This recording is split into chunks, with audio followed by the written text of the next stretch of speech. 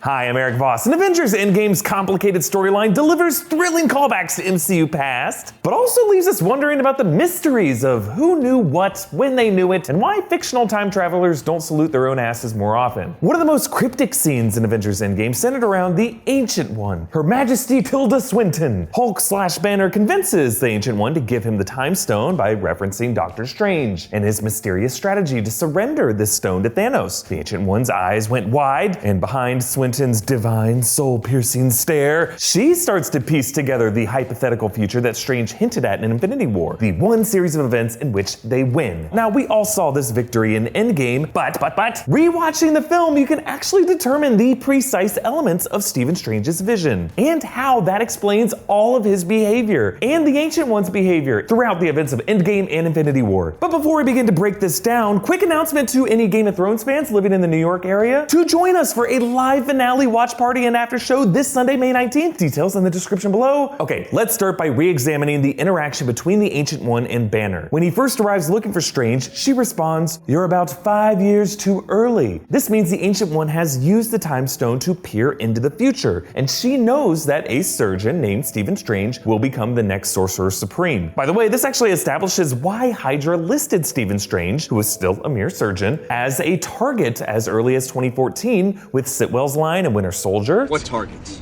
You, a TV anchor in Cairo, the Undersecretary of Defense, a high school valedictorian in Iowa City, Bruce Banner, Stephen Strange, anyone who's a threat. How did he know who Stephen Strange was? This was 2014. Stephen Strange was still performing surgery and rocking out to jams. But with the Ancient One's line, if sorcerers around the world knew to keep their eyes on this hotshot surgeon, it does kind of make sense that Hydra might see him as a potential threat. Okay, anyway, the Ancient One knocks out Bruce Banner's astral projection and says, "Let's start over, shall we?"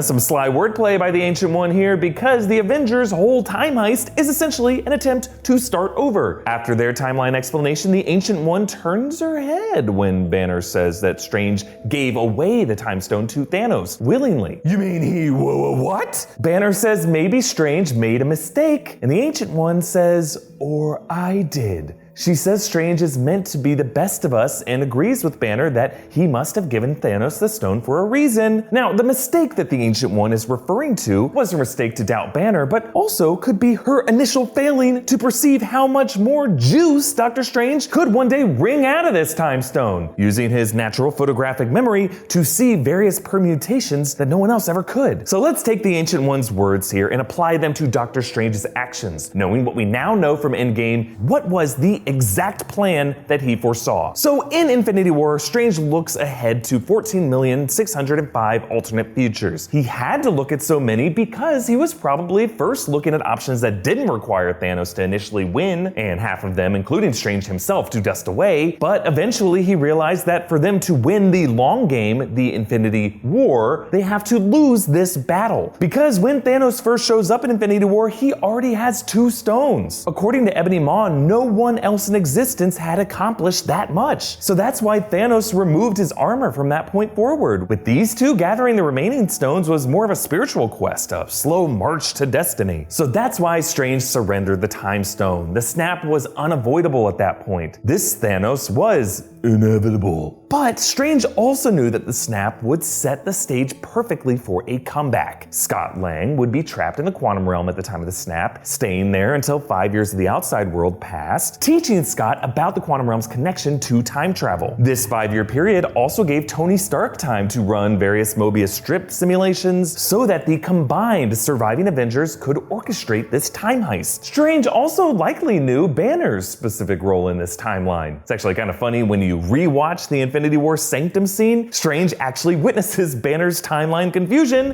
What's our timeline? No telling. Maybe that was just a throwaway line. But it is interesting that the Ancient One leaves Banner by telling him these words. "I'm counting on you, Bruce. We all are." So Strange could have foreseen this moment and knew that Banner needed to feel this burden, so that later, Banner would step forward to wear Stark's new gauntlet to snap everyone back. He says, "It's like I was made for this. Hulk, bringing everyone back, sets the stage for a battle that Strange knew Team Avengers could win. In Infinity War, the Avengers were still divided, spread out, playing defense to catch up to a Thanos who was already way ahead of them with the stones. But now, in Endgame, Strange brought the Avengers together in a rematch on a more even playing field, with the Avengers united, the Guardians of the Galaxy reunited, along with a ton of backup from other sorcerers, Asgardians, Wakandans, Ravagers, Captain Marvel, Howard the Duck is there. They're all motivated by the sting of defeat, facing a Thanos before he got any of the stones, or met any of these characters. He tells Scarlet Witch, "I have no idea who you are." And that's a huge advantage for the Avengers, because for them this is a rematch, but for Thanos, this is round one of a fight with people he doesn't know. But most importantly, in Doctor Strange's plan, he knows it will have to end with Tony Stark sacrificing himself. Only Stark's Iron Man nanotech armor could absorb the stones off Thanos' hand. Strange signals this final move to Stark by holding up one finger, deliberately referencing their conversation in Infinity War. How many did we win? One. Rewatching it, it's interesting to see how Cumberbatch played that moment. He looked at Stark with this grave expression, choking up with some emotion. In that moment, Strange knew what Stark would later have to do to cross the goal line. And really, everything Strange told Stark was a similar clue. Earlier in this Endgame battle, Strange told him that if he told Stark whether this was the winning timeline or not, it wouldn't happen. And in Infinity War, he apologized to Stark, saying this was the only way, and we're in the Endgame now. Endgame is the phase in chess when you begin to make key strategic sacrifices to box your opponent into checkmate. And Strange apologized because he foresaw Tony having to give up his life. He didn't want to tell Stark that directly because he didn't want to potentially bias him against fulfilling this destiny. So there you have it. The 1 out of 14,605 alternate futures in which the Avengers beat Thanos required an initial Thanos victory, Scott Lang and Tony Stark figuring out time travel, Strange's old mentor helping Banner get to a place to snap everyone back, a united front against a stone-less Thanos, and the sacrifice play by Stark and Howard the Duck, true MVP. Comment down below with your thoughts and follow me on Instagram and Twitter at EA Voss. Subscribe to New Rockstars on YouTube. And again, if you're a Game of Thrones fan in the New York area, check out our live finale watch party and after show this Sunday, May 19th. Details in the description below. Thank you for joining me. And still image of Ancient One Tilda Swinton just winked at me, so I gotta change my pants.